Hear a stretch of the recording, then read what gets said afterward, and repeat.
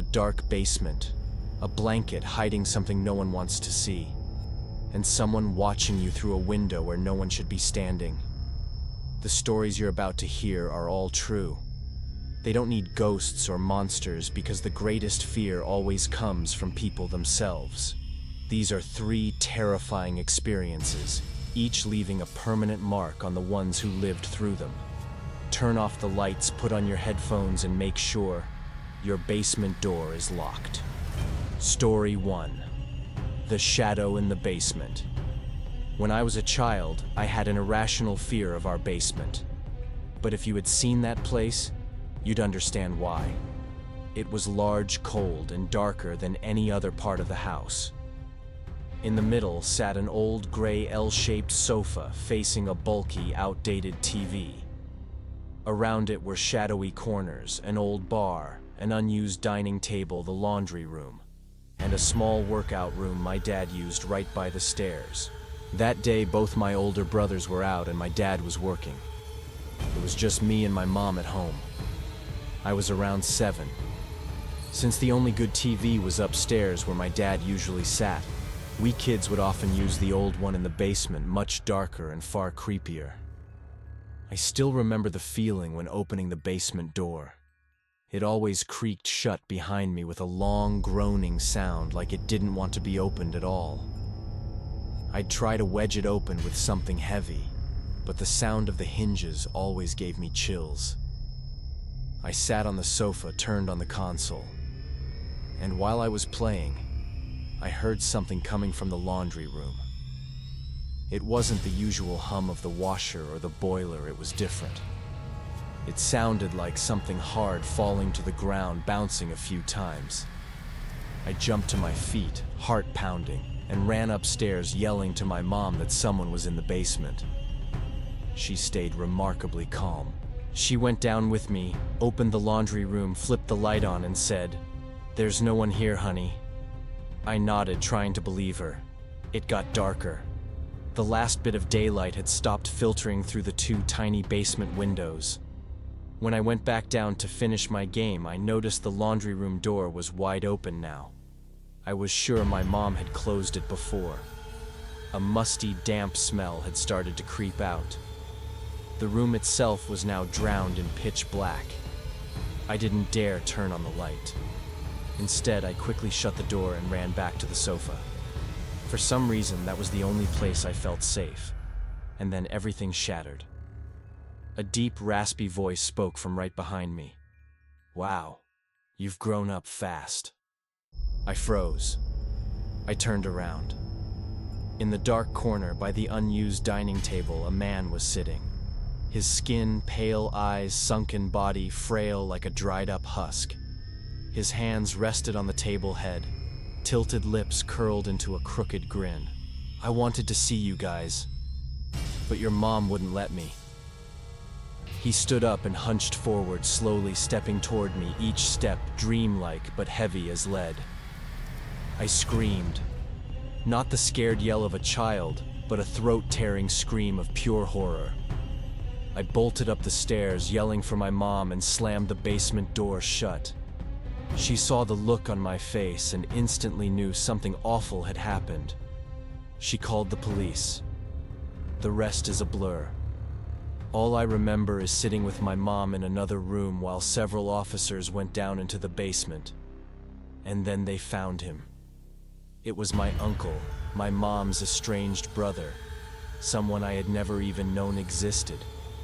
He'd been cut off from the family for years because of a conviction for child abuse. He had broken into the house no one knows when and had been living in the basement, hiding in the dark. The sounds I thought were from the boiler. They were him. I didn't recognize him the last time I saw him. I was still in diapers. He was arrested. Again. From that day on, I've never gone into a basement alone. Not even as an adult. Not even with the lights on. Not even just to turn on a game console. Because now I know, the darkness isn't always empty. Story 2. The Twisted Mannequin. It was Andy's 12th birthday my cousin held in mid-October. just as the cold autumn breeze began to settle in. The whole extended family gathered at Uncle John and Aunt Melissa's house, where we usually held big, noisy, laughter-filled parties and endless childish games. That day, all the kids decided to play hide and seek. The house was big, full of rooms, long hallways, and most importantly, a spacious basement with countless hiding spots, a heaven for this kind of game. My brother Chase and I decided to hide in the basement. He went somewhere in the main room while I chose Aunt Melissa's fashion room where she kept mannequins and photo equipment. She was a fashion designer. I had a fun little idea. I grabbed 2 throw blankets from a chair. One I used to cover myself under a corner table. The other I draped over a tall mannequin near the wall, hoping to make it look like someone was hiding under it. A fake-out trap. After a while, we were called for dinner. The backyard lights were on, everyone laughing, the evening was cozy. But then I remembered I had left both blankets behind, especially the one over the mannequin. And Aunt Melissa was very strict about keeping her workspace neat. After using the bathroom, I snuck back down to the basement. The stairwell was dimly lit. I stepped slowly toward the familiar room. When I turned on the light in the fashion room, I froze. The blanket I had draped over the mannequin, it wasn't there anymore. But it hadn't disappeared. It was now covering something else, something sitting on the floor against the wall. I thought someone was playing a joke. I gave a nervous chuckle and took a step forward. "Come on, who is it, Chase?"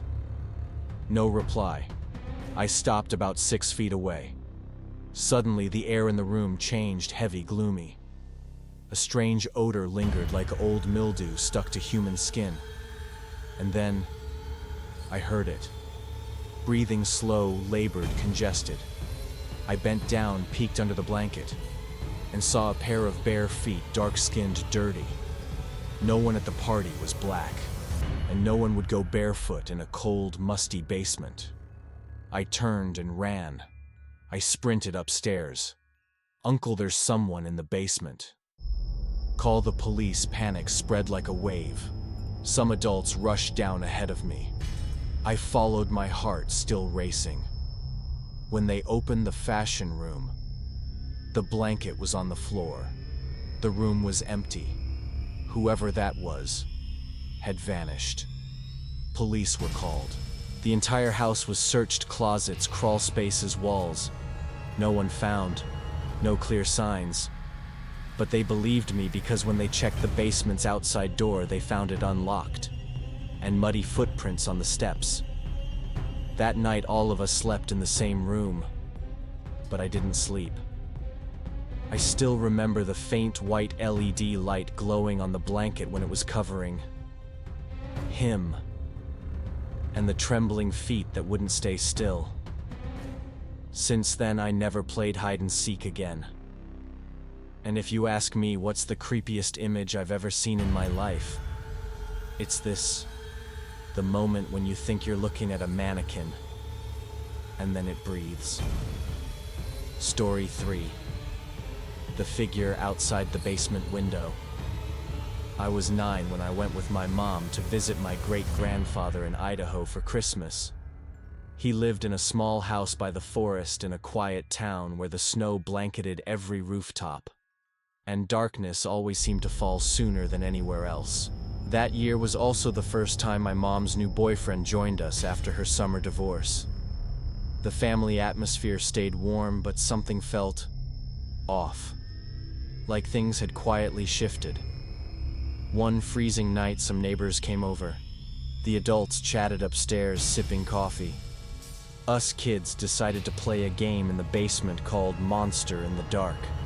It was simple: 2 hide, 2 seek in total darkness.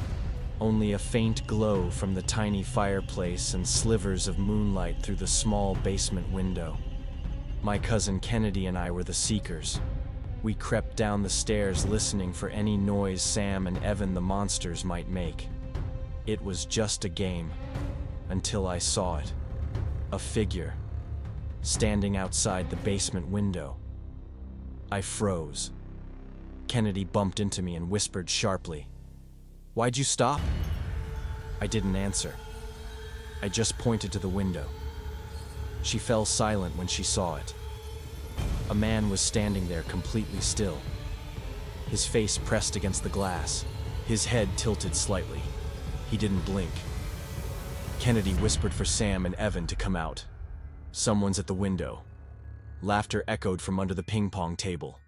"You guys joking. That's just Uncle Stan smoking again." I shook my head. Uncle Stan always smokes out front. Not there. Evan peeked out and sighed. "Then it's Grandpa. He always checks the house at night." I didn't reply. I ran upstairs. In the living room, I counted every single adult. They were all there. No one missing. Not Grandpa. Not Stan. Not anyone. I ran back down, breath-heavy, whispering, "Everyone is upstairs.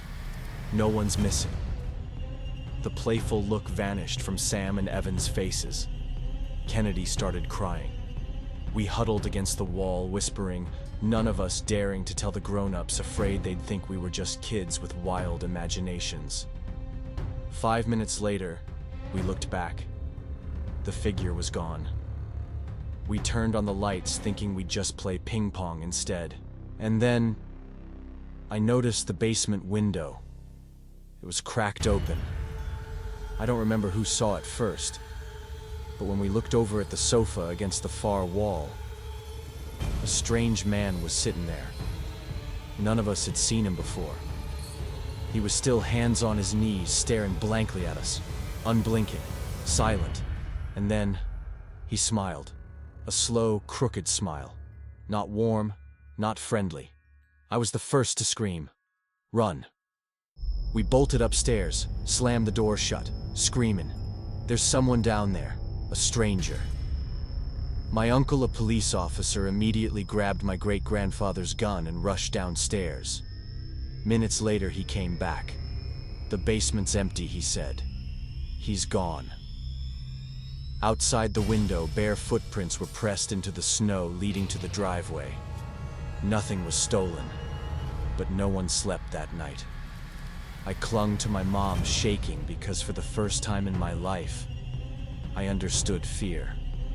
My great-grandfather passed away a few years later. Since then, I've never dared go into a basement alone, not at his house, not anywhere. Because there's one simple truth I can't forget. If someone can stand at the window and look in, then maybe they can get in too. No one's ever truly safe when they're alone. Whether you're playing games downstairs, goofing off in a dark room, or just looking out a window at night, if one day you feel a pair of eyes watching you, don't try to explain it. Just do one thing: lock the door. Thank you for watching. If you have real scary stories of your own, don't hesitate to share them below. And if you're not quite ready to go to sleep tonight, you're not the only one.